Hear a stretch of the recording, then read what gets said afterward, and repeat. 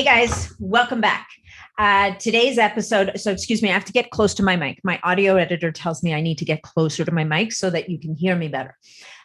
Today's episode, as an introduction, I'm going to start with a question. What could a pediatric anesthesiologist possibly know about anti-aging and longevity? Not an obvious connection, right? But today's guest is exactly that. She's a pediatric anesthesiologist, not oncologist. And what started off as a bit of a side hustle has become her expertise. And my guest today is Dr. Sandra Kaufmann. Some of you guys may have already heard of her. She published a book a couple of years ago called The Kaufman Protocol. And what's it called? What's the rest of it? Why We Age and How to Stop It. I don't know about you guys, but to me, that's a pretty compelling title because we are, in this podcast, we're always looking, talking, exploring things that help us to slow aging, age better. Sometimes we're looking to reverse aging. We're always exploring all of these different strategies. And yes, we talk about bioregulator peptides and peptides, but sometimes you have to go a little deeper. Sometimes you have to get down to a cellular level to help optimize those pathways. And Dr. Kaufmann started off even before she was a pediatric anesthesiologist. She started off as a cellular biologist. And so she was deep into cellular pathways and what makes things tick and the whole nine yards. And it kind of struck her at some point in her early 40s as she was starting to notice the effects of early aging on herself. And she woke up one morning and said, well, wait a minute, I don't want to go down that path. And so she started doing some research, and research led to the next thing and the next thing and the next thing. And the next thing you know, she's published this amazing book. And the amazing book was followed up with an amazing app. And I would encourage you to take a look at the app because the app helps you to kind of organize based on your goals, your age, your stage. It helps you to kind of figure out how to build your own perfect anti-aging stack, depending on your level of commitment, how much money you want to spend, how many pills you're willing to swallow, the whole nine yards. Anyway, today's conversation is not about the first book. It's about what she's working on in her second book. And we talk about 3 compounds, 2 of which you've heard of before, and 1 which I'd certainly never heard of before. So I'm going to put it out there that there's going to be 1 of the 3 at least that you've never heard of before. If I'm wrong, then leave me a comment. Whether you're watching this on YouTube or if you're listening to this on iTunes or somewhere else, then you'll have to find me on Instagram or Facebook or somewhere else and leave me a comment and let me know that, no, you were familiar with all 3 of these compounds.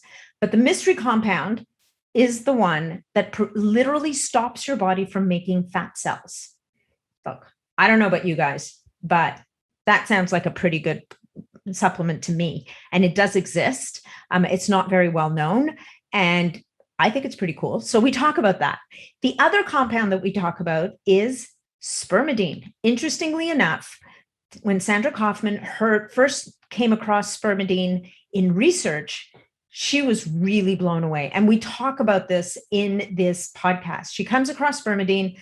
She starts digging about it around. And the way that she organized the information in her book is she created these 7 tenets of aging. So the seven of the big buckets, if you will, that are involved in the aging process, because you can't stop something if you don't understand it, right? And all of this is at a cellular level. And when she first came across spermidine, all of a sudden she realized, here's this compound that just starts ticking the boxes. Like, it is amazing how many of these tenets of aging it hits. So she decided to go looking for supplement. And when she did, what did she find? But our friends at Primadine, Oxford HealthSpan. And so she just placed an order with them. And she tells the story way better than I ever will. It's kind of funny, like they reached out to her because they, of course, knew who she was. And one thing led to another. And she now sits on their scientific advisory board. And the reason why I'm telling you this is because the sponsor of this episode, of course, as you know, I've got a couple of sponsors for the podcast, and both sponsors are products that I use myself and in my practice every single day. Primadine is one of them. And I've got to tell you that Primadine, of course, is sponsoring this episode of the podcast. And you're going to learn more about Primeadine than I could ever possibly tell you here in a promo spot. So all I'm going to tell you guys is that listen to the episode, listen in on all of the many reasons why Primeadine is an amazing, amazing supplement to address many of the key markers of aging, and decide for yourself. And I will say, especially if you're around 40, 45 and older, this thing's going to really show up for you. Not only does it address aging at a cellular level, but it also helps us to have better hair, skin, nails. So stuff you can see, stuff you can't see. It's pretty amazing. Okay, stop talking, Nat. Here's the thing. If you're wanting to order Primeadine or give it a try, you can go to primeadine.com and use promo code BIONAT15. This will be in the show notes below. And that's it. And you can use that code over and over again whenever you decide to order the stuff. Beyond that, if you're looking to connect with Dr. Sandra Kaufmann, her website is the kaufmanprotocol.com or kaufmanprotocol.com. Kaufman has two N's at the end. There's also the app, the Kaufman Protocol app, that you can buy in the App Store. And I'm pretty sure she might be on Instagram also, but that'll be in the show notes as well. If you're looking to connect with me, it's natnidham.com is my website. And you can always reach out to me that way. You can also find me on Facebook in the Optimizing Superhuman Performance group. You can find me on MeWe in the Biohacking Superhuman Performance group. And of course, you can find me on Instagram, just at Nathalie Nidham. If you get value from this podcast episode, please subscribe to the podcast, share it out with your friends, your family, anybody who you think would get value from it. And by all means, leave us a review, because it's those reviews that help us to rise up in the rankings and help me to reach more people, and also help me to get better guests to bring in to talk to you guys. And I would say, like, you know what, the caliber of guests we've been getting have been amazing. Like, these people are so generous with their time and their energy. It's pretty special. And Dr. Kaufman, like I said, she has a second book coming, but it won't be available for a few months. But in the meantime, you get a sneak peek and you get information on 3 of these superstar compounds that she's writing about in the new book. I think there are 3 of the 25 or 26. So there's lots more coming. And we're going to do a follow-up interview when she's ready to publish the book, because then we'll talk about even more stuff. In the meantime, check out the episode. And also, one more thing, last thing, make sure before you start taking any new supplements that you check with your doctor. Okay. And especially when we're talking about supplements like these that can be very powerful, they don't always work for every single person. If you've got certain health issues or conditions, there can be indications that interactions with medications or supplements you're already taking. So you must always take this into account. Check with your medical professional before you start anything new. So thank you so much for being here. I so appreciate you guys. Thank you for giving me the opportunity to do what I love. I totally love doing this, and enjoy the episode. Hey folks, just one thing before we get into the episode, and that is a word about our podcast sponsor this week, and that is Primeadine, made by Oxford HealthSpan, which is the brainchild of my good friend Leslie Kenny. Primeadine is an incredible source of spermidine. Spermidine is one of the most incredible supplements that I have come across in a long time. It addresses 6 of the 9 hallmarks of aging. And this particular spermidine product is incredible for a bunch of different reasons. One, it's super clean. There's nothing but spermidine and prebiotics that will support your body's own production of spermidine in the capsule. It is a high quality wheat germ extract. And what they've done to make sure that it doesn't go rancid and go bad is they've defatted it. They've removed all the fat, all those delicate omega-6 oils that can be good for you in certain contexts. But once they go rancid, and they go rancid very quickly, it's anything but good for you. So Primeadine addresses 6 of the 9 hallmarks of aging, folks. Everything from the proper folding of proteins to autophagy to cellular communication, the proper DNA protection. Did I say autophagy? Anyway, 6 different hallmarks. If you follow me on Instagram, you can go look for a couple of posts I've written about spermidine, and you will see why this is a supplement that I include in my stack every single day. And frankly, it is part of the foundation stack for every one of my clients. So if you decide you want to give Primadine a try for yourself, you're going to want to go to primadine.com and use promo code BIONAT15 and you will get 15% off your supplement. And the last thing I'm going to leave you with is that not only is Primadine doing all this incredible work under the hood to keep you healthy and rejuvenate your body and keep you youthful and vital, but on top of that, you're going to see it on the inside because you're going to grow stronger nails, better skin, and thicker, better hair. It is actually quite the most amazing thing. I haven't seen too many supplements where I've gotten so much positive feedback from my clients and from my group followers. So by all means, if you haven't given this stuff a try yet, you must, but you will know that it will take a good month or two before you start to see the effects and the benefits. So if this resonates for you, give it a shot. You won't be sorry. And now enjoy the episode. Welcome to the episode, Dr. Kaufman. It's a pleasure to have you here today. Thanks. I am thrilled to be here today. I think this is going to be tons of fun. Yes, it is. Because as people know who listen to this podcast, I generally don't record the podcast before the podcast. So we generally have a pretty good idea of whether or not we're going to have fun or not. And I think we're going to have a good time. So we are gathered here today to talk about longevity. And, and I was going to say anti-aging. I'm not a big fan of that term personally. I'm a bigger fan of the healthy aging concept because we're moving around the sun, whether we like it or not. So it's a question of style and function. Would you agree? Oh, without a doubt. I refer to it as longevity medicine. Nice. Because I think it's more realistic. Well, and what's really interesting about longevity medicine is when you consider that a lot of people, that how aging is starting to be redefined as a disease state. And so therefore longevity medicine is exactly what it should be called. And I think that, by reducing it to biohackers or to people that think they're going to live forever, I think it puts us in the realm of a little bit of craziness.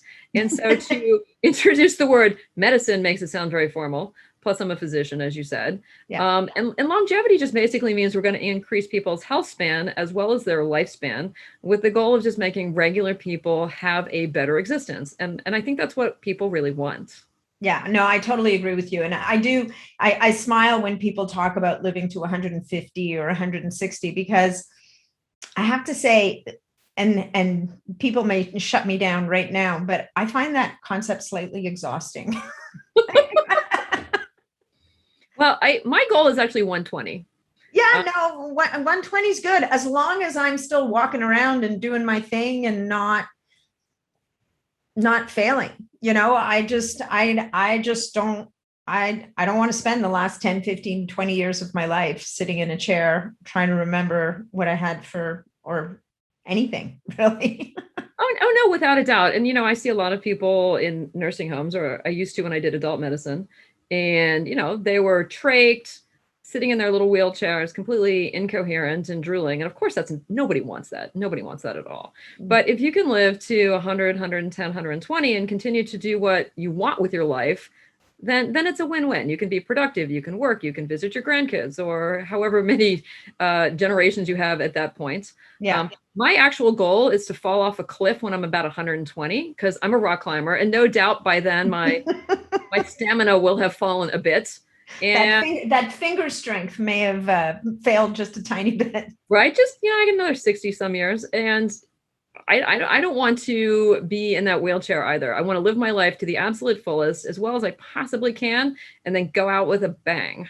Amazing. All right. Well, that's our goal. So let's talk about that. But let's talk a little bit about you and how you're a pediatrics anesthesiologist, are you? Yeah. So as a pediatric anesthesiologist who specializes, and when the first podcast I listened to with you, it almost sounded like longevity was your side hustle. And longevity is my side hustle. okay, it's a very cool side hustle, and now a side hustle that's produced one book with another one on the way.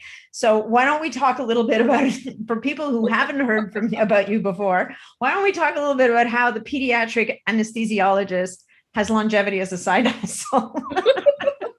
It's a good question. So I started my professional career as a cell biologist. Once upon a time, I was a plant physiologist, but I spent a ton of time looking at the inner workings of cells. Mitochondria were replaced by chloroplasts, but essentially it all kind of worked the same. And I was just really obsessed with cells and what they did and how they did it. Mm-hmm. At some point, however, throughout this pseudo career, I realized that cells don't pay bills and plants don't either. So my dad said, if you go to med school, I'll pay for it. Oh, that's a good offer. Right? There's a That's deal, a tough offer right? to turn down. Yeah. Right. So I went to med school and I did a year of general surgery. I did a neurosurgery, and I decided that anesthesia was like the coolest thing in the world because you get to deal with pharmacology and pharmacokinetics and pathologies, and you get to do interventions. And it's just the most amazing specialty in the world. But when I got to pediatrics, it was just amazingly fun. Because everything's tiny and everything is by kilo, and the diseases are a little bit different, a bit, but you can take all of these sort of things and tie them up into how bodies work and how they fail, right? And physicians tend to look at things on an organ basis or a systems basis, and I look at things on a cell basis because that's where I came from. Right. So I'm also, as I mentioned, a rock climber. And I was hanging off a cliff in my mid-40s, and I'm thinking, oh my God, this is, I love this. I live for this stuff. And if I age, I am doomed, right? Right. So I thought, I can figure this out. How hard could it possibly be? I love the if I age, as if it's an option. Oh, it's totally optional. But when I started doing this, of course, I was the laughing stock of the anesthesia department, which is okay because I'm the chief. They can laugh at me all they want. I'll just fire them. Yeah. I'm totally kidding with that. Love your style. Yes. And my kids thought I was ridiculous. In fact, everyone thought I had just, gone over the top with this. But I plunged into all the basic cell research that I could possibly find. My office looked like a Post-it factory had exploded. Every little tidbit of anything was on a yellow Post-it, rearranged everywhere. And over the course of time, these piles fell into 7 very distinct categories. So I came up with the 7 tenets of aging. And I didn't mean to do that. It just sort of did it itself. Mm-hmm. Yeah. Well, which knows when you're on the right track when things start falling into place. So why don't we, again, even though you've probably talked about this ad nauseum, let's talk about the 7 tenets of aging, because it's a beautiful organization system. Because so often we talk about healthy aging compounds or practices, and they always tie back to one of these 7 areas. Right. So what I did, the other thing I do, as a scientist, I know what I'm going to be talking about, and I know that some people are going to get it and some people aren't, right? So at the same time, I developed a factory model, which is in the book, so you probably have sort of seen part of it, so that anyone can sort of understand this. This is the goal. I want everyone to be able to understand. So I tend to flip back and forth between the 2 examples. So if I get it confused, I apologize. I don't mean to mix metaphors in any way, but my goal is global understanding. Yeah, no, and metaphors rock. I think they're kind of fun, right? People go, yeah. Oh my God, that's hysterical. And then they don't ever forget it. Anyway, so tenet 1 is what I call DNA alterations. Yep. And it's the informational system of your cell. Everyone knows what DNA is. Many, many things happen to your DNA over time. The big 2, of course, is epigenetic modification and telomere shortening. Yeah. Right. And there are things that we can do to fix those. And there are other things too, packaging of DNA, et cetera, et cetera. But that in general is tenet 1. Okay, great.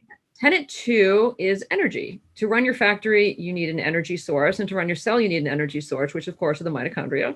Yep. And same thing in this category. Mitochondria fail for many, many reasons, but the big 2 are nicotinamide deficiency and free radicals that don't get scavenged. Perfect. Nicotinamide being your whole NAD pathway, salvage pathway, the whole 9 yards. Yep. You need NAD for 4 very specific things in your cell. The biggest one is this energy production. Briefly, the other ones, you need it as a sirtuin coactivator, need it to fix your DNA, and it also is a communication device between your OXPHOX system, between the nucleus and the mitochondria. Perfect. Anyway, neither here nor there. Tenet 3 is what I call pathways. Every factory has pathways, be it to order things or moving pieces, this and that, the other, everything has pathways. And there are probably a zillion pathways in your body that control aging, but what I consider the big three are your sirtuins. You have 7 mammalian sirtuins that fail over time, the AMP kinase pathway, and then of course the mTOR pathway. Yeah. And people talk about those ad nauseum, right? This is the whole fasting argument and protein and caloric restriction, the whole 9 yards. People are endlessly fighting about these things. Oh, no, exactly. And that's why the AMP kinase pathway is sort of semi-famous. It's because of the caloric restriction. And everyone says, is it good for me? And the answer is absolutely. I'm a terrible faster. So I take caloric restriction mimetics that tell my body that I'm starving, but I'm not, just so I can activate my AMP kinase. Yeah. But anyway, so that's tenet 3. So tenet 4, where sometimes I lose track, is I call the security department. No, I take it back. No, we're on quality control. I'm very sorry. No, that's right. And you could mix it up. We don't know. No, but it's important that they stay in the right order because it's the whole numbering system. Oh, okay, right. Because there's a numbering system in in how you organize your book. Yeah. And I will explain that when we get to the end of the tenets. So 4 is quality control. Yep. And like in any company, you have to check your widgets to make sure that they are being produced appropriately. And if they fail, you have to fix them. Yeah. So in this category, I have DNA repair mechanisms, protein repair mechanisms, and then autophagy, because it's cellular recycling of things that don't really work. So in my mind, that's all quality control. Yeah. And we love autophagy. That's another one. Big yes, one. We do. Yes.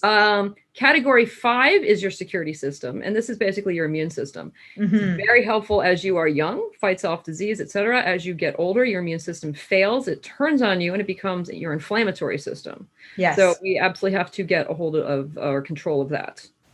The next one is 6. I call it individual cell needs. This is because a red cell needs something different than a liver cell versus a brain cell. I also have senescent cells in this category, which we want to get rid of, and then stem cells, which we need to sort of nurse and keep them nice and happy.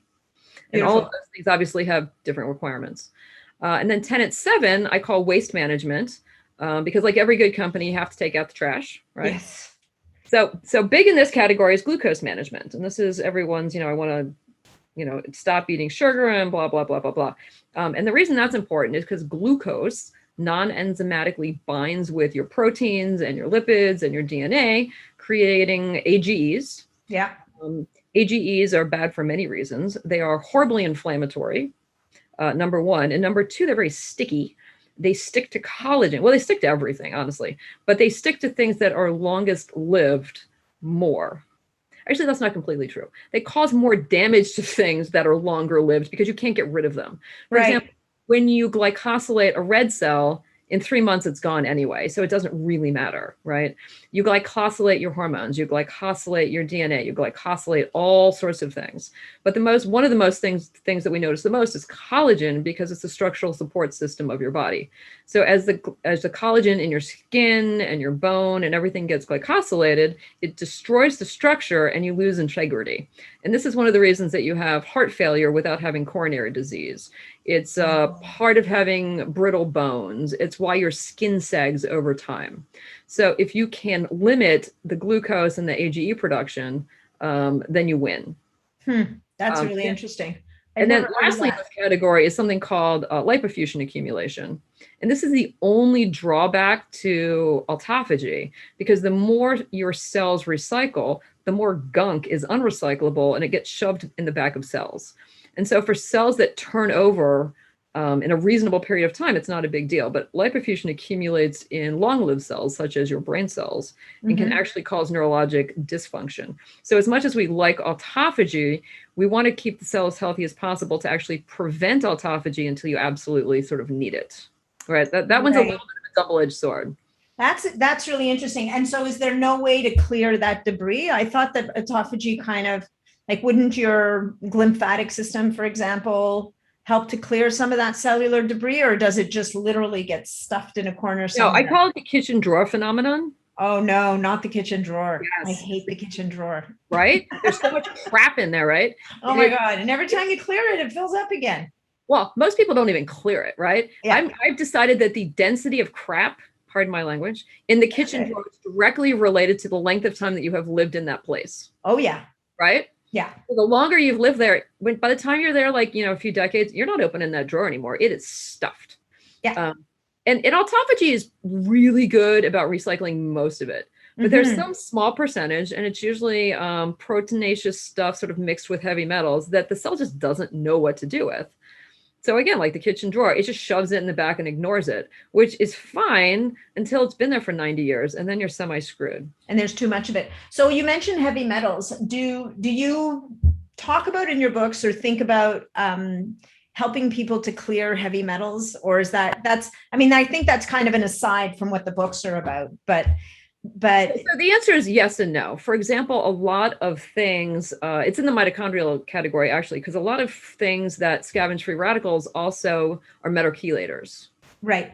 So you don't want to get rid of all of these things because you need them. For example, you need manganese, you need all of these, right? You need all of these things for various, very, I don't know, specific enzymatic reactions, right? Yeah. But the extra stuff you do want to scavenge. And so conveniently, a lot of the things I talk about are metal chelators. And so you can sort of get rid of it without being horribly aggressive and sort of stay in a nice, healthy balance. Nice. Actually, it's interesting. I had a call with a guy this week about a compound that, it's interesting when you talk to someone and they tell you, it's amazing that this compound, we're seeing clinically all of these incredible effects. We know that it's moving these two particular heavy metals out. We're not exactly sure how it's doing that, but here are the downstream benefits that we're seeing. Mm-hmm. And so I think as more and more of these are found that are not the aggressive heavy metal chelations that people go through. And I've seen people go through some of these very aggressive chelation protocols. It destroys them.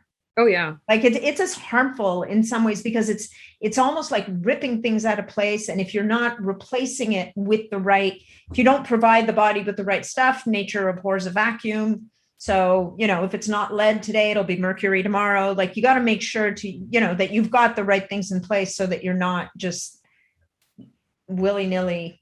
No, absolutely, the room. Without a doubt. And what's interesting is because by the time you get to be 40, 50, 60, your diet is pretty specific. Most people do not change their diet immediately upon hitting middle age. And so I until they meet me. Well, that's okay. Generalizations. Like yes, no, you're right. Generalizations, right? But I think as a result of that, many people have micronutrient deficiencies. Mm-hmm. Different diets have one thing or another, or whatever, And so I actually recommend that most people take prenatal vitamins, not the heavy doses that you would if you're pregnant, but some fraction of it. If it says, take 3, I say, take 1. Yeah. Only because your cell turnover is equivalent to having a baby, mm-hmm. and it sucks up micronutrients, and you don't want to go too heavy-handed, but you also don't want to, destroy the health of your newborn cells by being deficient in anything. Yeah, that's such a great concept. Actually, I had a teacher in school that talked about prenatal vitamins long-term and the same way as you, like not at full dose, mm-hmm. but just like as an insurance, sort of like a little insurance policy. Well, what's interesting is if you ask any pregnant woman while they're on them, right? Oh my God, their hair is better, their nails are this, their skin looks better. Since they're not pregnant anymore, they stop. Well, and their hormones stop, and all of these benefits go away. And the answer is they don't have to. Yeah.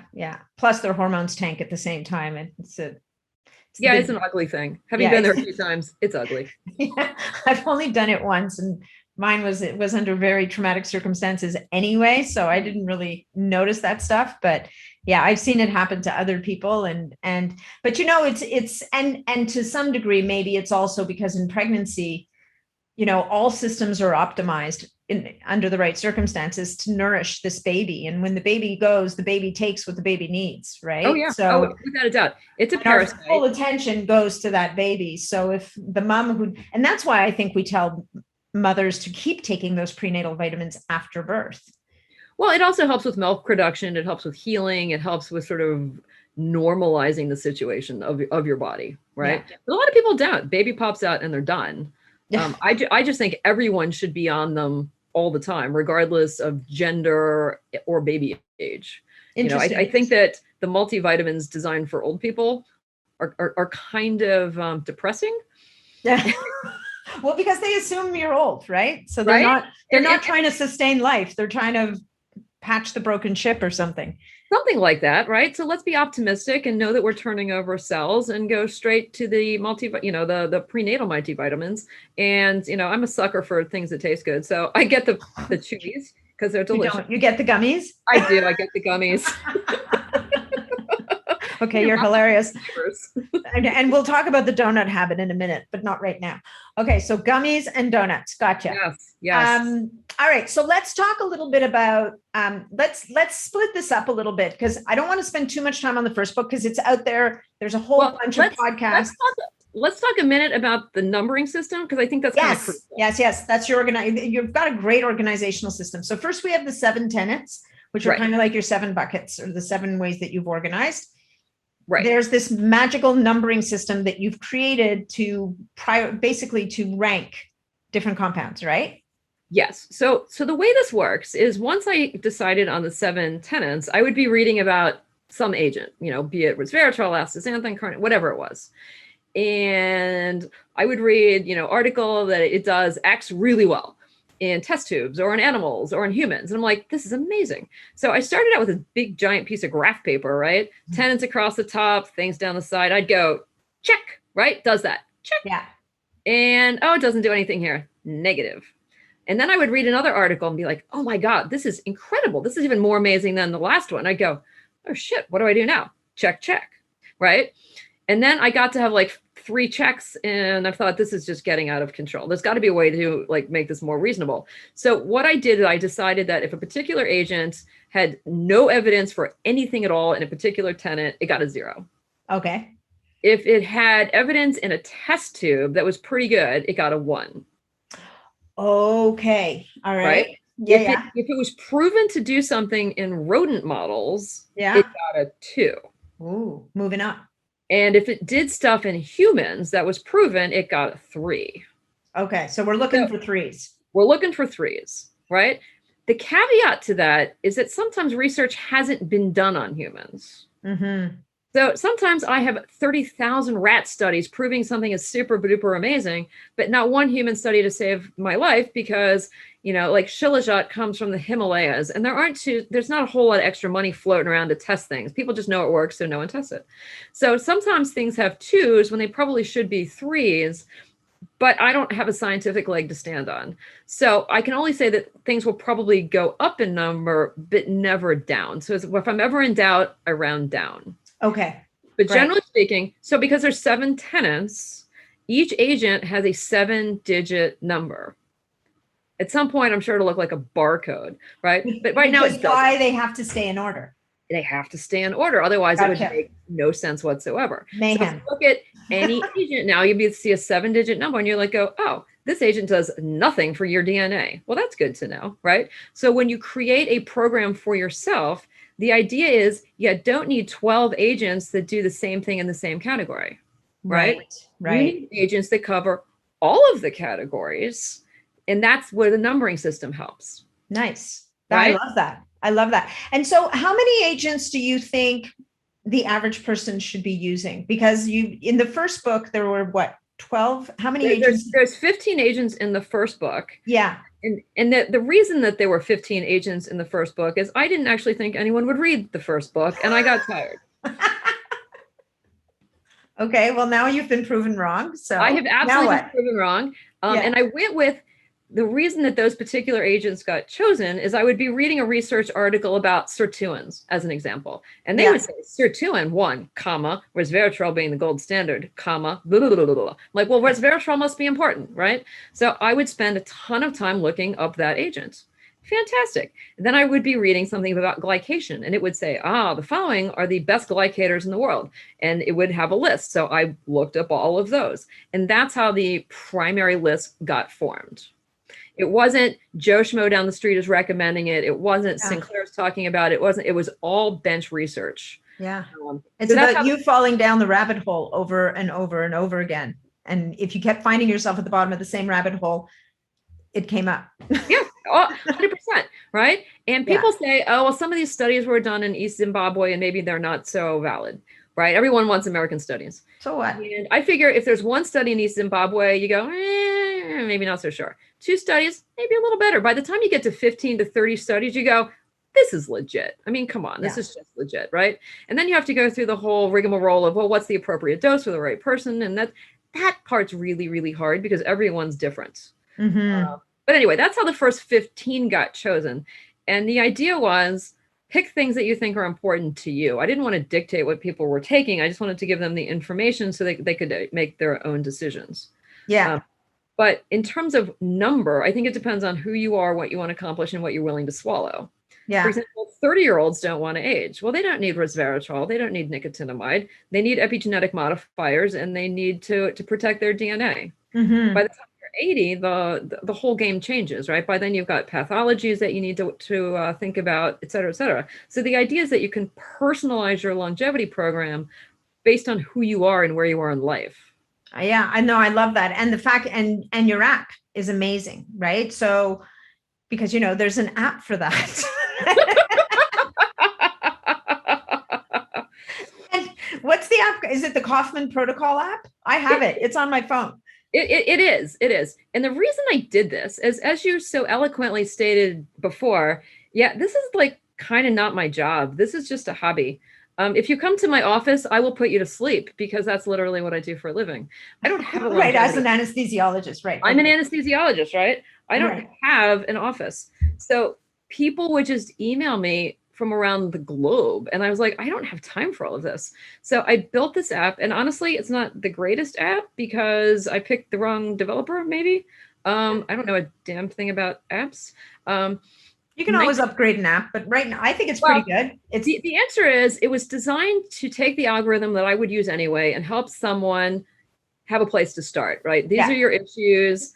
How aggressively do you want to do this? And let's follow some progress. And that was, it's just basic. The caveat is that for whatever reason, there's some small number of people where they put the information in and get stuck on the subscription page.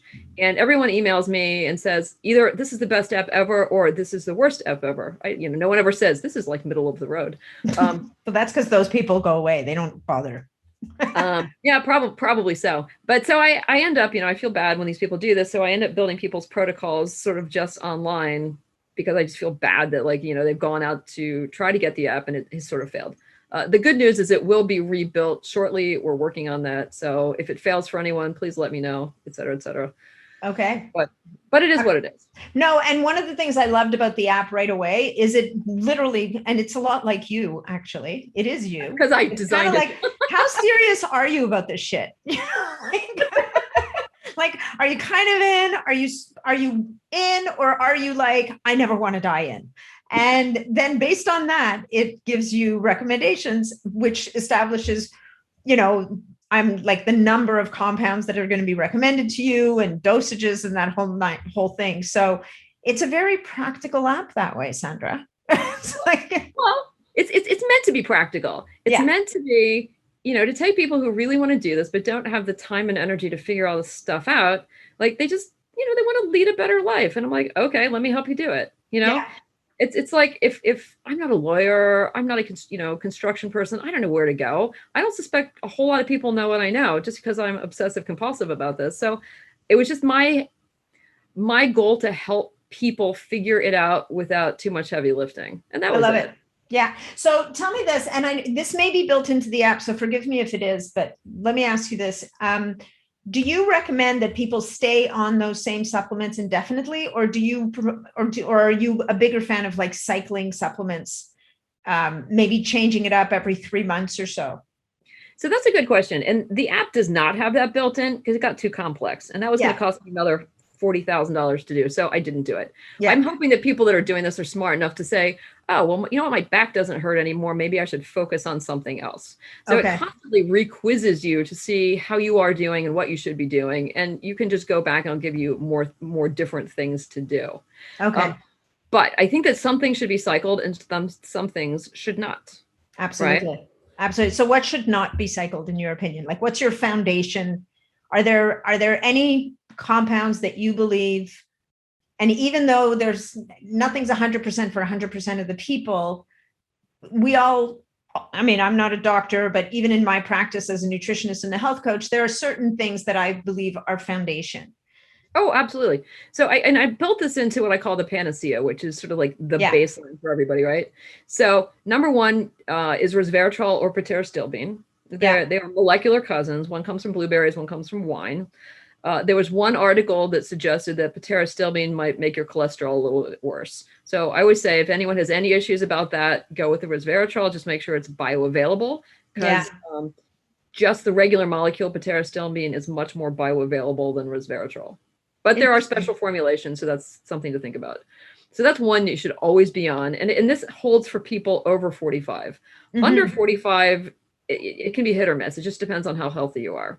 But sirtuins and stuff start failing at 40. So definitely by 45, you need it. Astaxanthin is my most favorite molecule in the entire world.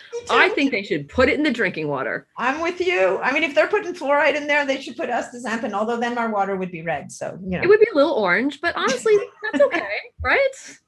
I could get over that.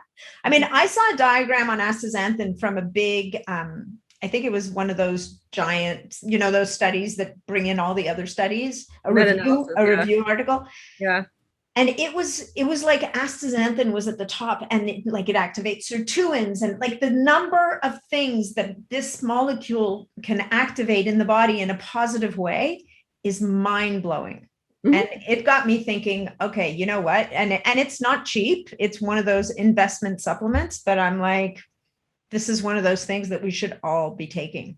Oh, without a doubt. And it comes in various milligrams. It comes in a 4, a 6, a 10, and a 12. And for a baseline, 4 a day is fine, which isn't as pricey. I mean, the 12s you get a little bit pricey. I give 12s to people that are athletes or they're outside a lot of free radical generation, etc. But a normal standard person, 4 every day, it's so cool. Like, you take it in, it has high bioavailability, lodges itself in mitochondria, sucks up free radicals, and then out it goes. Yeah. Like, what could ask for a better molecule? Right? It's the best. And eat wild salmon, because wild salmon's got lots of acids. Yeah, the pinker the better. Yeah, exactly. The other thing I love to talk about, and I think it's really funny, is when you go to the fish aisle, right, at your local, grocery store, they always have this sign, like on the really, really pink salmon, it says artificially colored. Yeah, like, does that not make you crazy? Well, no, it's good. You know what they are they giving them astaxanthin? It's astaxanthin. Look at that. So I think it's cheaper and it's better for you. What a win. Well, except for the other stuff they may be feeding them. But yes, at least you're getting your astaxanthin. Yeah. Tons of astaxanthin. Okay, you got that going for you. Okay, resveratrol, astaxanthin. Anything else? Nicotinamide. Yeah, baby. So we briefly touched on that. Everyone over the age of 40, come hell or high water, is nicotinamide deficient. Because everyone knows this, the nicotinamide war is on, right? Mm-hmm. Chromadex has nicotinamide riboside, and then people came up with the mononucleotide. Everyone wants to be the leader, because those are all trademarked and copyrighted and whatever else one does to molecules. There's the patch, there's an infusion, there's an injection, there's a nasal spray, because everyone knows how valuable it is. Yeah, it's amazing. Yeah. What about the supplements that there's 2 of them that I can think of, and there may be more, but their goal, and they do provide nicotinamide as a substrate, but their goal is to provide those compounds that help to restore function to the salvage pathway and to downregulate things like CD38. So they'd have things in them like apigenin, I think, and fisetin. And yeah. So the answer is it depends how deficient you are. Right. Oh, no. Yeah. I mean, if you're way down, you're going to need an infusion. if you're 60 or 70, if you've never had any nicotinamide in your life, regeneration by fisetin, I mean, it's a nice idea. It's not going to do anything. Right. It's not enough. It's not enough. If you want to take like a reasonably small dose, if you're bolused up and you're not deficient and you're 45-ish and you want to take that to help you out, fantastic. But it is not going to save you. Mm-hmm. Interesting. It doesn't give you enough of the boost. Right. I mean, I always tell people, if you need it, you do the infusion, or, you do the bolus treatment, and then you take those supplements to just kind of keep it going as you go. Well, I actually tell people not to take the IV because, my joke is always this, and you've gotten to know me now. I'm pretty blunt. Yeah. No one has ever shown up in the emergency room with NAD deficiency. No, it's a luxury. And not to mention the fact that you have to be able to sit there for 4 hours feeling like a bag of broken toys. So Yeah, I don't know about Canada. In Miami, it's like 2,000, it's $1,500 to $2,000 per infusion. No, I have not had an infusion. I tried the patches. Only I'm notorious. People who listen to this podcast have heard this before. I'm notorious for crazy reactions, and the transdermal patch. The last time I used it looked like a 3rd-degree burn on my arm. So I don't use that. Yeah. It's not my jam. But what's interesting, if you want to know if you're nicotinamide deficient, you can either pay $300 for a home test, which is reasonably new, or, right, I say take it for 10 days. If your energy level doesn't increase, you probably are not deficient. Or you're so deficient that you need to keep going for a little bit. Right. And I will tell you that most people after 10 days to 2 weeks, all of a sudden they feel better. Huh. Okay. And so what's your favorite? You know what? I don't really think it matters if it's NR or NMN. I really don't. I think they're both fantastic. They're only one step away in the enzymatic pathway. Mm-hmm. So I don't really think it matters. Well, unless it matters to the individual. And so I guess to your point, they should try the NR, see how they feel, try the NMN, see, because again, like in my Facebook group, I hear it, right? You get some people who swear up, down, and sideways that NR saved their lives. Other people did nothing for me. Other ones say the same thing about NMN. So could it be that different people, depending on where their gaps are, will do better with one over the other? It absolutely could be. Absolutely could be. And there's no way of knowing. I'm sure that these two companies battling it out are going to figure out who does better with what. But the take home message here is that people are going to benefit and fit from it one way or the other. After the age of 40, you don't have to go nuts. A reasonable amount for a reasonable period of time. Cool. Right. All right. So reasonable. Very reasonable. So resveratrol, astaxanthin, nicotinamide, anything else in your foundation stack? Yes. One more in my foundation that should not be cycled is curcumin. Interesting. The key to this one is that the bioavailability is absolutely horrid unless you get a bioavailable one, right? Yeah. And there's many on the market. I have my favorites, but then everyone emails me and says, oh no, this is my favorite. And I go, that's nice. It doesn't matter as long as it's bioavailable, but it does so many amazing things. It's one of the best anti-inflammatories. It helps with your antioxidant status, helps with your AMP kinase. There's just so many positive things that it does with no side effects. Yeah. And so many people with the aches and pains, the classic back pain. I've had people after 10 days of being on astaxanthin, nicotinamide, and curcumin, they're jumping around like 20-year-olds. They can't believe it. It's really, really, truly amazing. And it doesn't have a feedback loop, so you can just take it all the time. Right. And so when you talk bioavailable, you're talking about that Mervita formula, they've actually, I think it's Mervita is what it's called. There's a whole bunch of them. So it started out probably 15 years ago or so, and they realized that if you put it with pepper. Yeah, black pepper, pepperine. Right. Yeah. So what the pepper does is it blocks your liver enzymes from being able to process the curcumin. Oh. Right. So if you think about that, it also is blocking your ability to metabolize other things as well. That's not a good idea. I would call that a primary, really old-fashioned way of doing it. Yeah. Right. The new ways of doing it is packaging it in nanotechnology. So nanomyceles or something of that nature to make it more lipid soluble to get into the body. So I use metacurcumin from Rev Genetics, and I don't get a dime for saying it. I just think it's one of the best, strongest on the market at the moment. Okay, cool. Amazing. All right. So that's your foundation from book 1, which remains the foundation. Well, carnosine is also on that list. However, it should be cycled because it's a true supplement, not an adjuvant. Because we have carnosine in our body. So the more carnosine you take, there's an enzyme called carnosinase that increases to get rid of the carnosine. So that needs to be cycled. And I love it because it's a transglycosylating agent. And I think everyone should be on it. However, it should be cycled. Okay. So when you say cycles, like a month on, off, or 2 months? I do a month on and then a week off. Oh, okay. All right. So you just kind of take your foot off the gas for a bit and then put it back on again. Yeah, it's just enzymatic regulation. You just want to get more bang for your buck because if you don't come off of it, your enzymes are just going to keep eating through it and nothing's going to happen. And what are your thoughts on vitamin D3? I think most people are D3 deficient. Mm-hmm. See, this is one of those things that vitamin D it's not a longevity. It's just if you're deficient, you need more of it. Yeah. And taking extra isn't going to help you. unless you need it. Yeah. Being deficient is going to hurt you. Right. Yeah. Right. And there are fine lines here. Everyone gets mad at me about D. And the answer is no, I'm not going to, it's not going to get rated because I'm not going to rate something if you're just making up a deficiency. Okay. All right. Which is a little bit different from magnesium, because magnesium actually, excess will help you. Yeah. Okay.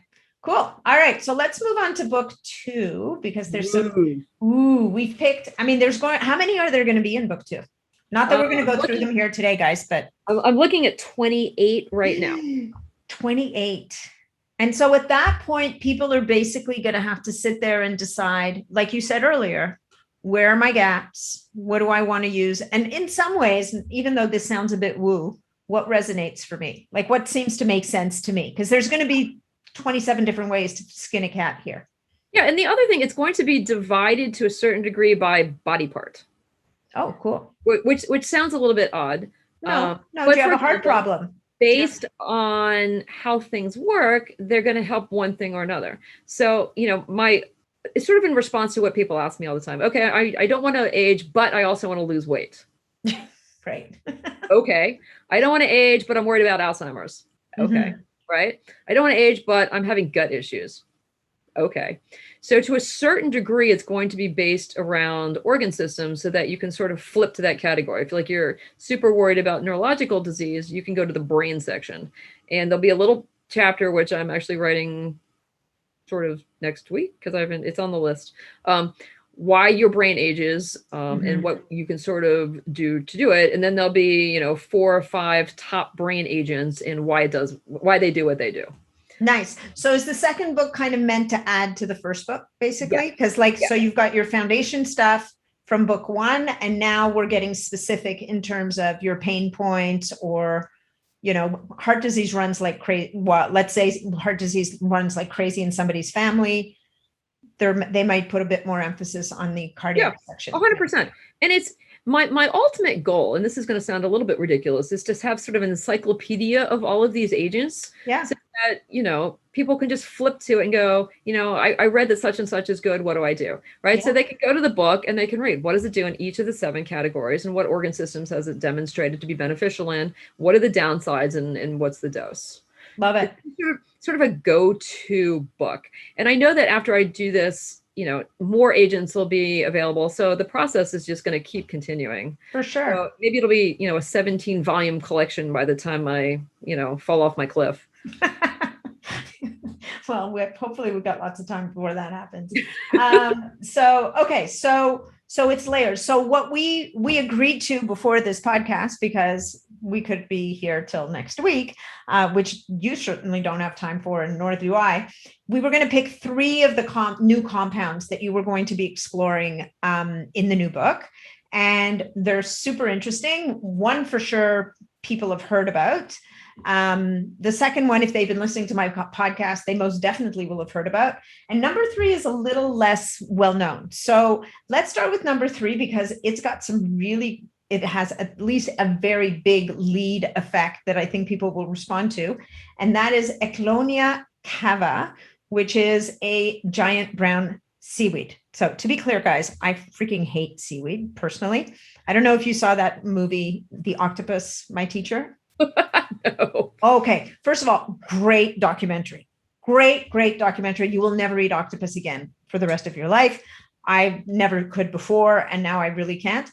It's a really good documentary, but it involves this guy swimming through this giant kelp forest every day. And sounds beautiful. It's gorgeous. Truthfully, it's artfully filmed. It's a beautiful story. You'll weep, you'll cry, you'll laugh, the whole 9 yards. But I can't think of anything worse than swimming through seaweed, personally. Well, so the good news here is that you don't have to swim through it. I know. I want to wrap myself in this stuff. I know. Are you kidding me? Let's talk about it. So apparently in the old days, people did wrap themselves in it, and it was a cure for sunburn, which I find just really amazingly cool. Right? Yeah, the Japanese divers they were talking about. Yeah. So this stuff, it's giant kelpy algae. It's the brown variety, and it looks like undersea seaweed, or palm trees rather. Yeah. Stuff is super, super, super amazing. There are a variety of Ecklonia species, but Ecklonia cava apparently is the big famous one that everyone loves and adores. And I picked to talk about this one because it answers the 3 things that every woman wants. Yes. It helps you lose weight. It is good for your hair, and it is fantastic for your skin. Right. And those are the big triad for women, right? Yeah.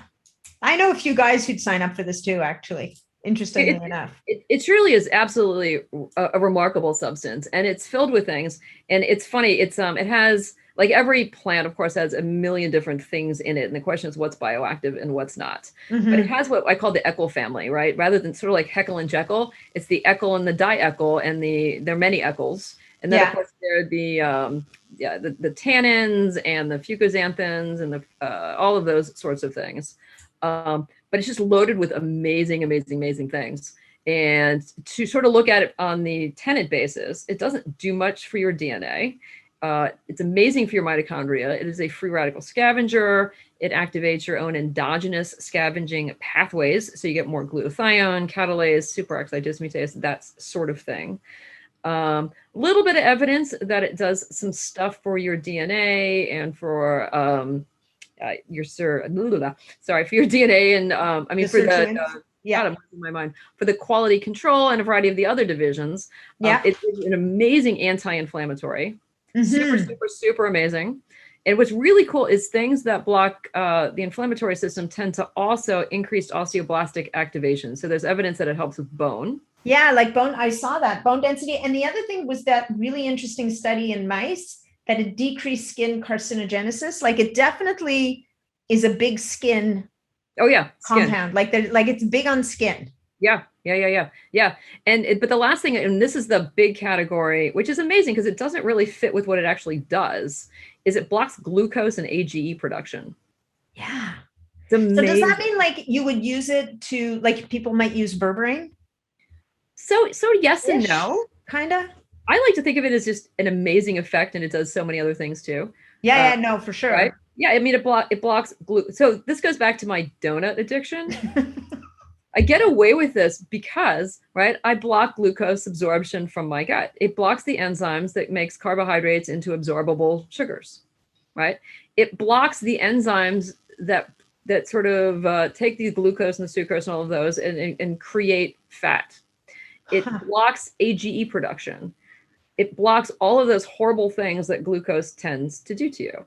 That's amazing. It's just simply, truly amazing. And this one gets a 3 in this category because there's tons of human evidence that it does this. That's amazing. And so is it, and the dosing is actually huge range on dosing. Like in what you sent me, it was anywhere from 72 milligrams to 1,500, so 1.5 grams a day.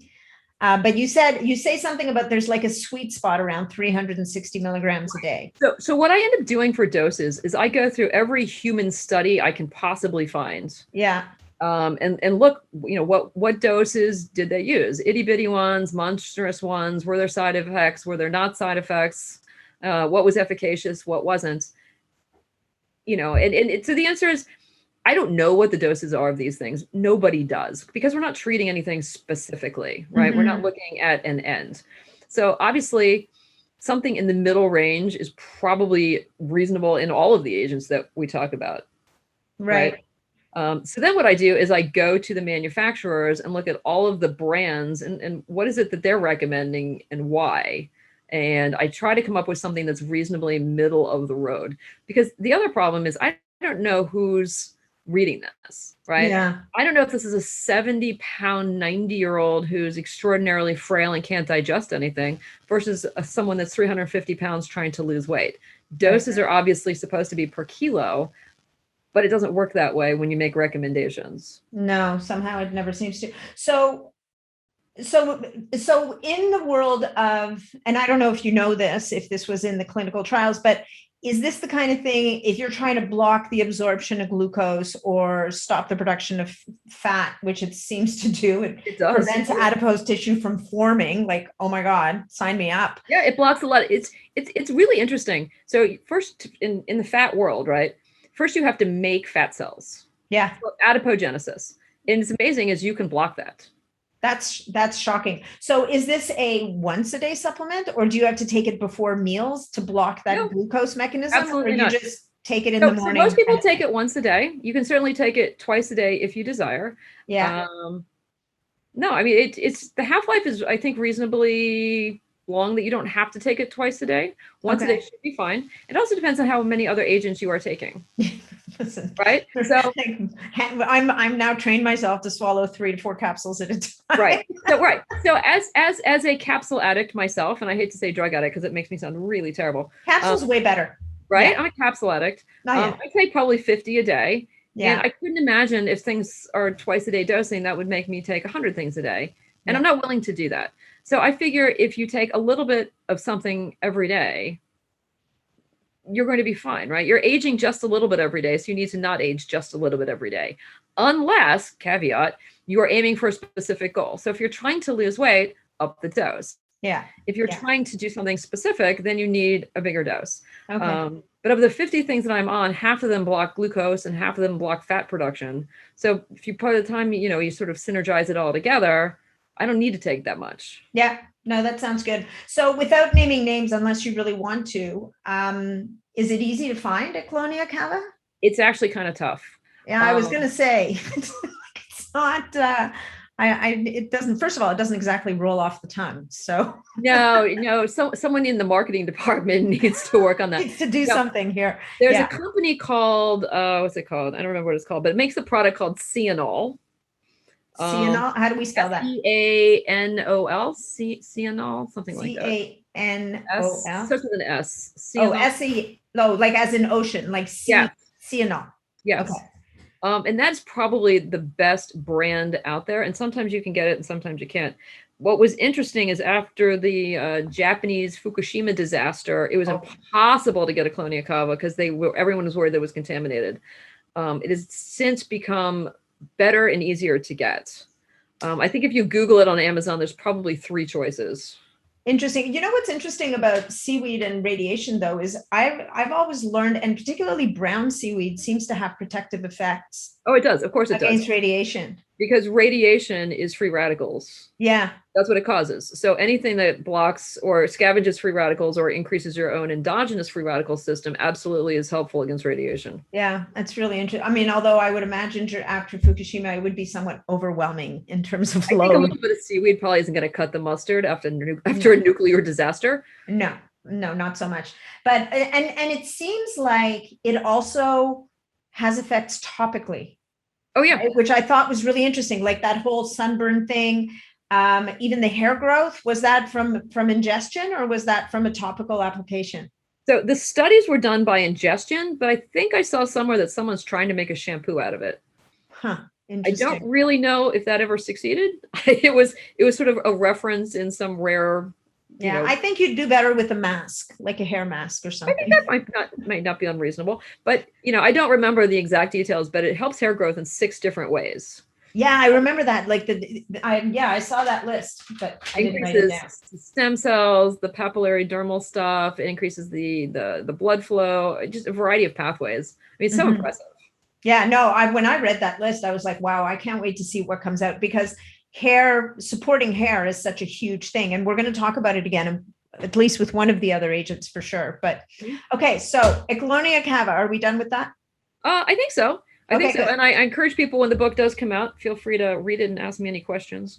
Yeah, no, I'll admit my details slip when I'm sitting here. Oh, actually, you know what? There's 2 other things that people should keep in mind about this if you're going to rush out and buy it, because sometimes people do.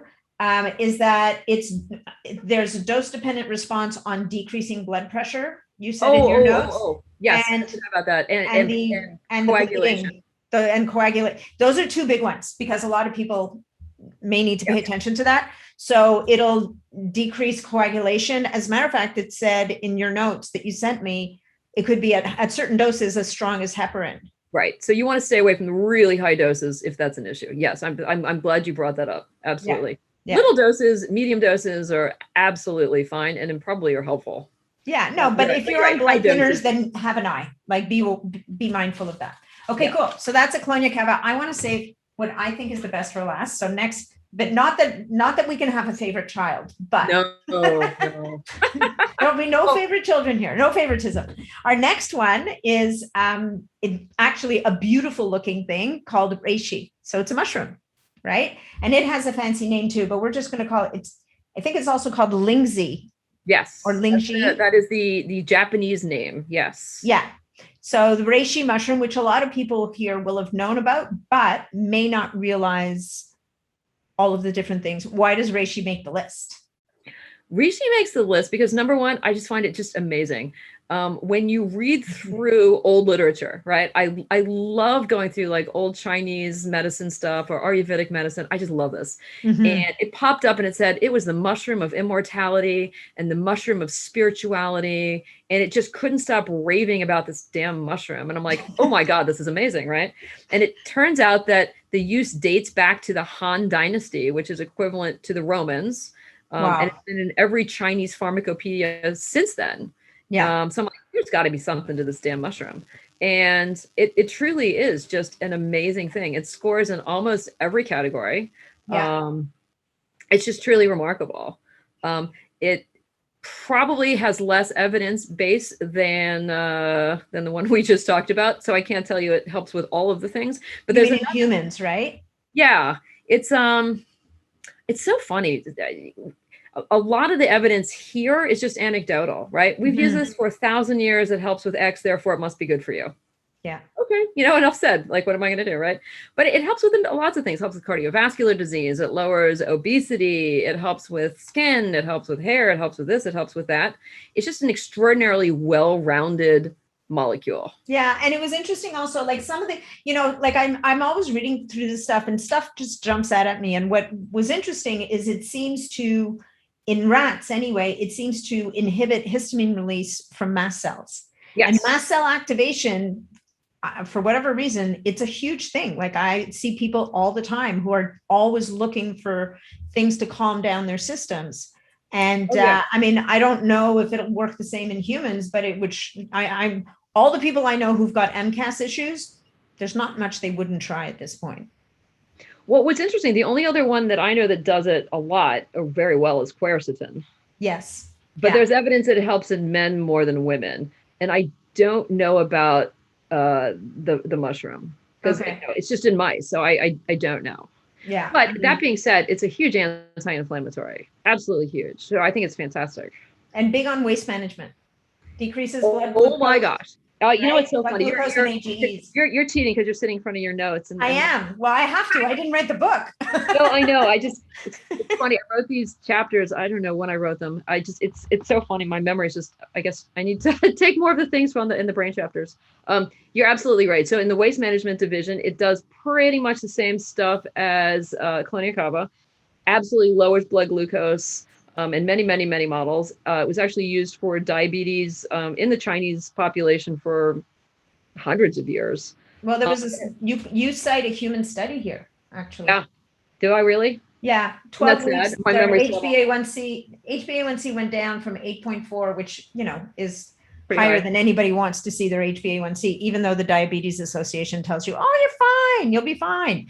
I'm like horrified. Anyway, it dropped from 8.4 to 7.6, which is not an insignificant drop. I mean, you'd want to keep taking it till you start seeing something that starts with at least a 5, if not a 4. Exactly. Well, but I mean, they do it. Every study does, right? You take the absolute worst outliers, and if, you have to do that first to show that it's going to work. Absolutely. And in that study, they used 18, just if anybody's wondering, until the book comes out, they used 1,800 milligrams 3 times a day for 12 weeks in that study. But this one also blocks fat. Oh, yes. Yes. It is absolutely amazing what these things do, right? Because as I started to say before, you get to block the production of fat cells, which is adipogenesis. There are probably 7 to 8 steps in that cell to create fat, which is all blockable. Wow. And this one doesn't do it. I don't remember. I don't think so. But you can actually change the ratio of white fat to brown fat. Oh, a lot of these things do, which is really good. Cool. Yeah. Aloe vera does it. A few other things do it. And I wish I could be more specific, and I apologize. But if you change the ratio of white to brown fat, you can burn fat doing absolutely nothing. Absolutely. And who doesn't want to sit around burning fat all day? Doing right? Nothing? Fantastic. I know. What was it that Tim Ferriss did? He had this like this ice pack that he would put across his shoulders because he figured out that you had more brown fat deposits in your upper thoracic area, like up actually around your cervical area. And so he would sit after he got tired of sitting in an ice tub of water and, becoming virtually hypothermic. He figured out, he's that guy that what's the least you can do to get the most effect. Yeah. If he could sit with an ice pack around his neck, he would actually activate his brown fat. That's pretty desperate because all you got to do is pop a few pills and it's the same thing. Well, maybe he hadn't figured this out yet. I'm sure by now he's figured it out. That was his first book. That's so funny. But if you read the book, you would lose weight just from schlepping it around because it weighed about 10 pounds. It was this massive book. Ooh, that's okay, so that's reishi mushrooms, and I always think of reishi mushrooms for immune. So it does actually less than you think it does. It seems to like you don't talk about it that much. No. Because one of the things I really thought was going to be exciting was the immune, and it's okay. Yeah. It's great. There's so many things that do a better job. Yeah, not its superpower. No, not a superpower at all. Glucose management is honestly its heyday. And then the anti-inflammatories and antioxidants in the mitochondria. I think this one's a metal chelator too. Yeah, I didn't see that in the notes, or I didn't write it down. But the other thing that you talk about, but the problem is a lot of it's in rats, was these epigenetic effects in terms of in the Alzheimer's rat model. It seemed to be helpful, but the evidence wasn't crazy. And it increased endogenous antioxidants in rodents, especially SOD. So yes. So I think in the DNA category, I gave it a 0 because it seemed like kind of flimsy evidence, right? Yeah, you even say that. I love that in it's just, the way you write. It's like, oh yeah, this is weak. Call a spade, right? There's some, because of the problem is if you don't put it in there, if you just say no evidence, someone's going to say, oh, well, I read the study that said such and such. You're just like, no, it's lame. I read the same damn study. Here it is, but it's not good enough. Doesn't hold enough water. Yeah, exactly. Not ringing any bells. The other thing is, I think over time, the problem is, as you say, there's not a huge amount of motivation for people to spend a ton of money on research on these compounds, which is too bad because you were talking about there's 6 different colors of reishi mushrooms. And we both know that different colors are going to have different impacts. Of course they are. Yeah, like they're all going to have different effects. And maybe it's one of the colors is particularly great for immune support versus another one, which is going to be more powerful for glucose. Like, the guy that I interviewed a couple of weeks ago might actually know this. His name is Jeff Chilton from Namex mushrooms and real mushrooms. And he spent years in China tapping into their knowledge base on mushrooms, because as you say, like, I mean, they've dug into this stuff for thousands of years. Right? Literally. You know what? I'll have to reach out to him as I finish up writing that chapter. Yeah, actually, I can introduce you. He's the nicest guy and wealth of information. Like he's been buried in mushrooms for 40 years or something. Like he's the guy. Sounds a little odd, but good. No, it's a good thing in a good way. Okay, good. In a good way. I'm not sure. I think I'd rather be wrapped in algae than covered in mushrooms, but. Yeah, no, that's true. That's true. But whatever. Mushrooms are his jam. Anyway, okay. Spermidine. And for our third contestant, spermidine. Yes, you had to know that this was going to come. Well, no, people didn't know this was going to come up, but I knew this was going to come up. So I'm super excited to talk to you about spermidine because it just rings so many bells, definitely on the hallmarks of aging. So how did it do in your ranking system? Spermidine. No, I don't remember all of the numbers. It is amazing. It is truly an amazing molecule. I stumbled upon it by someone saying, hey, did you know about such and such? And I didn't. So I did my deep dive and was absolutely floored. Yeah. Absolutely floored because it does things that none of the other agents can do. Right. It just fills gaps that we needed to fill. Plus, it comes with a great name that I get to mock mercilessly. Exactly. I mean, just the fact that you can say spermidine and be scientific. Right. And call people out for giggling and going, what, you have a problem with that? Well, so the funniest thing is, right, you read all these scientific articles and it says, yes, this was discovered by von Leeuwenhoek in 16 something, something, something. And you just know that he was like, oh my God, I have a microscope. And he's like doing the right thing, looking at his skin and is this, and he's like, oh my God, what's my sperm look like? Like, he's doing it, right? So he produced a little sperm and he's watching his little thing zigzag around. He's going, oh my God, this is so cool, right? because you know we did it. Absolutely. Right. So that's just funny unto itself. And then, of course, it's related molecularly to these other great, horribly named molecules like Putrescine. putrescence. Yeah. Yeah. Putrescine and spermine. But cadaverine. Oh, they're dead and they smell horrible. Like, who names these molecules? It's fantastic. This is just going to be just treasure trove of really horribly bad jokes. yeah. And of course, I don't want to offend your listeners, but of course it brings up the whole spit versus swallow controversy. Right. Well, yeah. It's good for you, right? And topically too. Yes. Yes. Good moisturizer. Yes. Anti-aging, protects DNA, which is why, good. What was it? I think it was in the interview with Leslie Kenny that she was talking about spermidine in ejaculate to protect the DNA of sperm. No, it right? does. No, it absolutely does. That's probably why it's there in the first place. It's incredibly good for preserving cellular function, which is what sperm needs, because they're in physiologically very stressful conditions. Mm-hmm. You know, that's just the way that it is. But in terms of what it does for us, and I won't go through everything, but I'll go through the highlights. Yeah. No, because it's definitely a highlight reel compound. Oh, this is highlight. So in the epigenetics category, it basically inhibits something called P300, which then activates autophagy. So it is one of the strongest activators of autophagy that we have. Unbelievable. Which is living unusual, because we have things that kind of do it a little bit, but not really as potently. So this is huge in our arsenal of autophagy. In the same category, what's kind of cool, so spermidine is a long positively charged chain. Okay. And it loves to sit in the negatively charged grooves of your DNA. So you have two grooves. It's a spirally staircase. We've all seen the Watson and Crick model. There's the minor groove and the major groove. And the molecule spermidine loves to cozy itself in there in the grooves. And what it does is it sort of makes it more compact and it protects it from outside damage. So there's studies where it protects it from thermal denaturation, protects it from radiation. And whereas there haven't been studies, I'm completely and utterly convinced it's going to protect it from glycation and other ations that you don't want.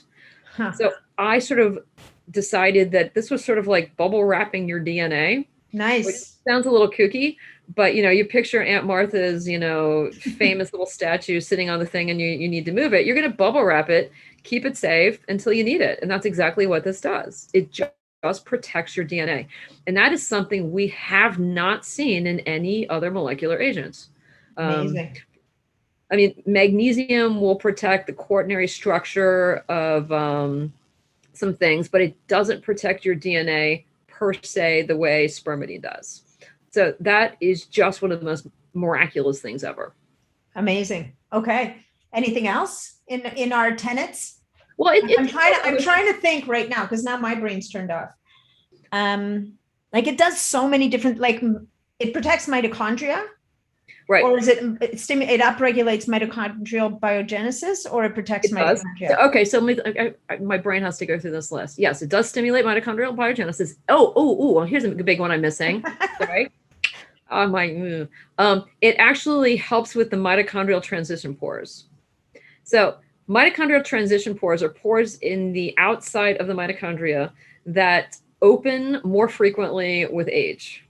And they leak mitochondrial contents into the cell. It destroys the electrochemical gradient, and you get all the sort of cytotoxic stuff going out into your cell, and it's terrible. We don't know why it opens more with age. It just does. Okay. Almost like it loses its integrity or something. Something like that. They normally do open and close, but they just open more as you get older. Yeah, they get lax like everything else. I guess so, right? Oh my God. Vicky. But spermidine actually helps to control that. And the only other thing that does that is metformin. Interesting. I like spermidine better than metformin personally, but that's just everything has pros and cons. I have a love-hate relationship with metformin at the moment, but we're working through it. We're in therapy. Good. I'm glad to hear it. Cellular communication is another superpower of spermidine, and misfolded proteins. It helps the proteins to fold properly so that they can do what they're supposed to do. That is correct, because of the fact that it's a positively charged Again, polycation that can just protect things. It's amazing. Bubble wrap's pretty much everything. So do you think it's going to make the foundation list? I'm thinking it's inching closer. I wonder. The only drawback is that it's so pricey. Yeah. So it can be if you can afford it. I've also said to people, even if you cycle it, even if you did a 3 months, take a break, take another 3 months, take a break. I mean, ideal in a perfect world, you have it all the time, because it also does that whole hair, skin, and nails thing. Oh yeah. Oh, without a doubt, we can get to the organ systems that it helps. Oh, it's amazing. And heart telomeres. I read a study recently about cardiac cell telomeres. It helps to lengthen them. I did not know it helped to lengthen them. I know it stabilizes the length. Well, maybe it stabilizes them. Yeah, I'll have to go back and look. As Bill Andrews says, it's really hard to make them longer. Right. It's extraordinarily important to stabilize them. To hang on to them. Yeah, no, exactly. And it has to do with the quaternary structure at the end of the DNA, because you need to block the ends from being recognized as damaged. Okay. Yeah. Where was I? Yes, hair. It's so cool. It stimulates stem cells in the hair follicles. So it absolutely does help with hair. So I'm convinced by the time you you take your spermidine, you take your Ecklonia cava, you're going to have the fullest head of hair ever. Yeah. Well, I will tell you that again, in this group, the feedback I've gotten, my 83-year-old mom who lives in Florida, my dad called me and said, this stuff that you're giving us, is there any chance it's doing something to your mother's hair? Like, it hasn't looked this good in forever. And I think, interestingly enough, and this goes a bit to something you were saying earlier, the more you have an issue, the more you're going to notice the effect. And I think spermidine, it's the over 45 crowd that really sees the benefits of spermidine. Yeah. And to add to that, one of the things that we don't have any real evidence yet, but I think it's going to be proven out in the long run, is I think it's going to block autoimmune disease. Interesting. Because a lot of autoimmune disease has to do with damaged DNA and damaged histones triggering these antibodies. And if you can bubble wrap or keep your DNA intact, you are less likely to trigger that. So along the range of, is it important for everybody? I would say that older women or people with a history of autoimmune disease in their family really need it. Okay. Or those women that, starting to have antibodies but haven't been diagnosed with lupus yet, or, hypothyroidism and they're on Synthroid. Well, by the time you get one of these diseases, it sort of could increase the likelihood of having more autoimmune diseases. Right. Yeah, it's like a cascade. Right, because it's the same medical sort of etiology. Mm-hmm. And people go, oh my God, I'm horribly unlucky. I have two of the, and the answer is no, you're not. It's just the same damn thing. Yeah, because you had one. I really think that's a population that's truly considerate and have it on, high on their list. Okay. Interesting. Yeah. Well, I mean, I agree with you. I mean, I know that it becomes an investment. It becomes a choice. Of course. Not to everybody. Still, there's people, even if they make the choice, it's too much for them. But if you can at all, again, even taking it some of the time might be helpful. And you'll laugh at me because you think I would remember this. As my brain is finally remembering the list, it is amazing for neurologic disease too. I don't know why I got this.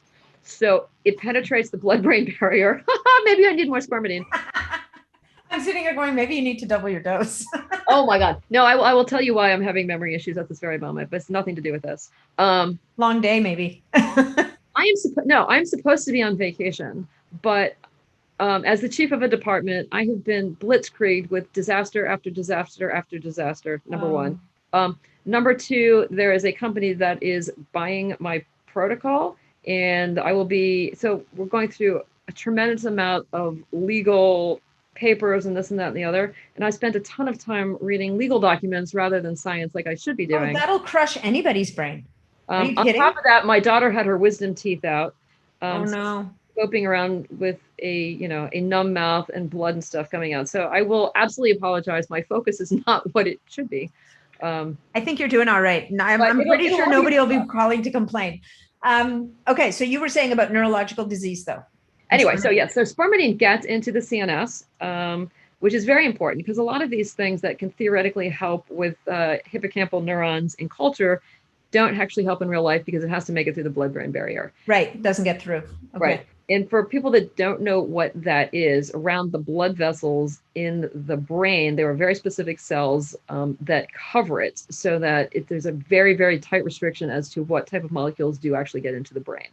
So, and the brain is very, it's a setup for disaster is really what it is, because it uses more glucose than any other organ, and it uses more oxygen than any other organ. So between oxidative damage and glycosylation risk, you're kind of screwed. And there's no cell turnover with the exception of the hippocampus, really. So you've got cells that are sitting there for, up to 100 years, just taking hit after hit after hit. So we really need agents that cross the blood-brain barrier to sort of increase hippocampal abilities. And spermidine is one of these. It increases hippocampal plasticity. So therefore, increasing the plasticity will help with memory development as you get older. Love it. Yep. Love it. The other two big ones in this category, because people always say, well, what else? Magnesium threonate is one of my favorites, and andrographolide is one of my favorites. Grapholide? Yeah. It is a water-soluble free radical scavenger that can get through the blood-brain barrier, and it definitely has been shown to decrease neural inflammation, which is a big problem, the onset of like Alzheimer's and a variety of the other neurological problems. Okay. Well, and magnesium threonate, I think it's great for sleep. It's great for so many different things, and it's easy to find. There's so many of these supplements now that incorporate it. So. Well, I think that, threonate is really interesting because last time I looked, and I could be wrong, most of it all comes from magnesium. Yeah. There's a pretty tight restriction on that based on the guy that invented it. And, he sells it to other companies. So if you look it up, every bottle, if you turn it around, says magnesium. Yeah. Yeah. No, he's got a lock on that because market. We know that it's a high quality, right? You don't have to really worry about who's making it because it's the same guy. Yeah. Yeah. No, I've got some here. Yeah, there it is. Boom. Magnesium L-threonate, Magtine, TM. Magtine. Yep. Little TM on it. So, I went out of my way to see if I could find any other company that made it, and I couldn't. I mean, there may be some esoteric something somewhere, but every bottle I looked at was Magtine. Okay. Well, kudos to him. He's making, as you said, I mean, at least it ensures that you know what you're getting. So, okay. Well, that's our third contestant, who, which might just make the foundations list, or at least for people who can bring themselves to make that investment, it should be on the foundations list. Yes, I absolutely concur. And yeah, but we'll see when I start putting out different programs for book 2. People may not like me, and it may cost a little bit of money, but all beneficial in the end. Well, and the other thing about something like spermidine that checks so many boxes is, it's one of the points you made earlier, is if it checks that many boxes on its own, it may save you from having to use other things. So at the end of the day, it may look expensive on paper, but if it's saving you from having to use 7 other things, A, you don't have to swallow as many capsules, and B, it may save you money down the road in the long run anyway. So there's always that. Yep. Agreed. It's all math. All right. So what else what have we missed? I don't think we've missed anything. I think when's the book coming out? That is an excellent question. 90% of it is written. Wow. I probably have 2 to 3 more chapters to turn into something moderately entertaining. And then I have to go back and write all of my really dumb jokes, which usually require me to have a glass of wine so that things seem funny when they probably really aren't. I think you're entertaining. I'm sorry. I love the first book just because it's the jokes that keep me going. Well, for anyone that hasn't read it, I readily apologize because it was so funny. So I'm middle-aged, and I would put my jokes in there, and I would pass it to a friend of mine who actually works with me, but he's a millennial. And sense of humor. It was a different sense of humor, and he started adding emojis, and then they got ridiculous, so then I would cross his out, and he would cross mine out, and then it became this war of really bad jokes. And so some of them I think are funny, some of them are probably not, but the idea is to sort of keep everyone in the audience entertained, and we'll go through that same process this time, hopefully with better jokes, no guarantees. It's kind of like having whipped butter. It's still butter, but it's fluffy. There's something about whipped butter that's just made better. It is better. Yeah, it's more Right? palatable, right? It's fluffier. There's something about it. So it's kind of like the same thing. It's science light. I mean, the Yes. science is there. Yes. It's just presented in a way that'll keep you awake and keep you entertained, and it'll stick Ooh, well said. Well said. You're my new agent. Thank you so much. anytime. I don't have one at all, so it's going to be a very easy thing to do. All right. So actually, you know what? I'll ask you one last question before I let you go.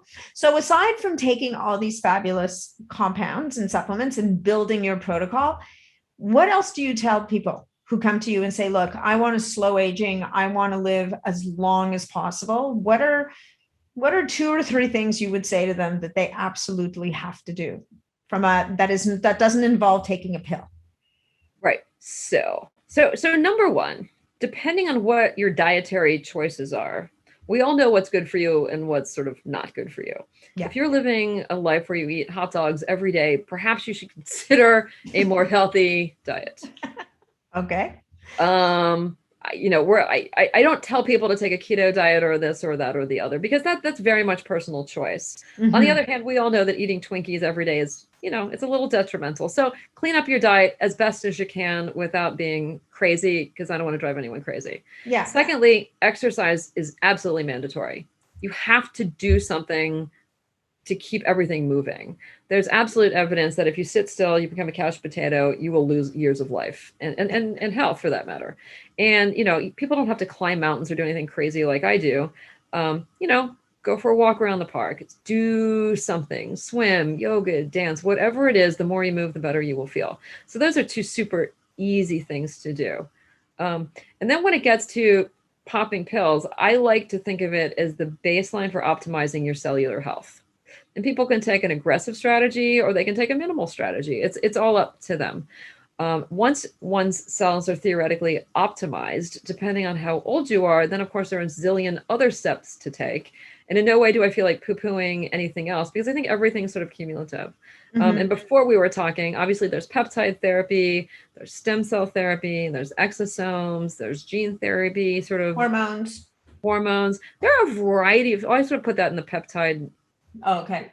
Well, whatever, in the category of adding back things that you're missing, I guess would be a better way of phrasing that. And there's many ways of doing that, right? But if you can optimize your cells to make it your own stuff endogenously, it's probably a little better for you. But if you can't, then absolutely add back what you don't have. And then, of course, everything goes from there. Gene therapy is a little expensive right now and somewhat experimental. I think ultimately that might be the way to go. Stem cells probably fall in the same category. They're more common, but you have to leave the country for them. Yeah. I'm a huge fan of exosomes right now. I just think they're amazing. I use them probably every other month, and I just feel like $1 million when I do it. Oh, you do yourself? I do. And but do you do that in the States, or do you go elsewhere for it? No, you can order them. There's exosome companies all over the United States. Nice. Yeah, they come frozen, and it says not for IV use, but of course I'm a doctor, so I use them IV. Yeah. A month or so ago, I took some and injected them into my face to see what would happen. But I've had, they made me feel a lot better. And you look fabulous. It's funny you should say that, because I'm wearing 7 layers of makeup right now because I just came from laser therapy. And when I wash my face, I will look like I've got leprosy. You are hilarious. Okay. I did. It was so funny because, and this is not something you necessarily have to know, but it's just bizarrely entertaining. So I have something called Laser Club. And a few of us get together and we invite a friend of mine who owns a laser company, and he just lasers us. And everyone always says, well, what lasers are you using? And the answer is, it depends what he thinks we should have. So it's kind of like a book club, only it involves lasers. Yes. I love exactly that. Right. We all show up to a certain designated location and get lasered. And it's, brown spots, red spots, wrinkles, this, that, the other. It hurts like heck. And we all scream and holler and curse, and it's good for therapy. And then you leave and you usually look really horrible. And then a week later, your skin looks amazing. And I've been doing it for 19 years. Wow. And today was laser day, and I couldn't reschedule it when I knew I had to do this. So I'm wearing innumerable layers of makeup because you really think, oh my God, she looks terrible. Oh my And why would I believe her? Exactly. And we talked about this earlier. We may or may not be putting out the video on this one, but maybe we will, because I actually think Sandra looks great, even with her 7 layers of makeup. Thank you. Like a real person. That's like you're supposed to. I am a real person. Yeah, I know. That's a beautiful thing. Okay, well, listen, I think we've covered a fair amount of ground. Maybe what we'll do is we'll plan another chat for when the book comes out. And Perfect. I'll spend some time with the book then, and we'll dig in a little deeper. But I mean, right now, just with the reishi and the Ecklonia, cava, and the spermidine, I think we're way ahead of the game right there.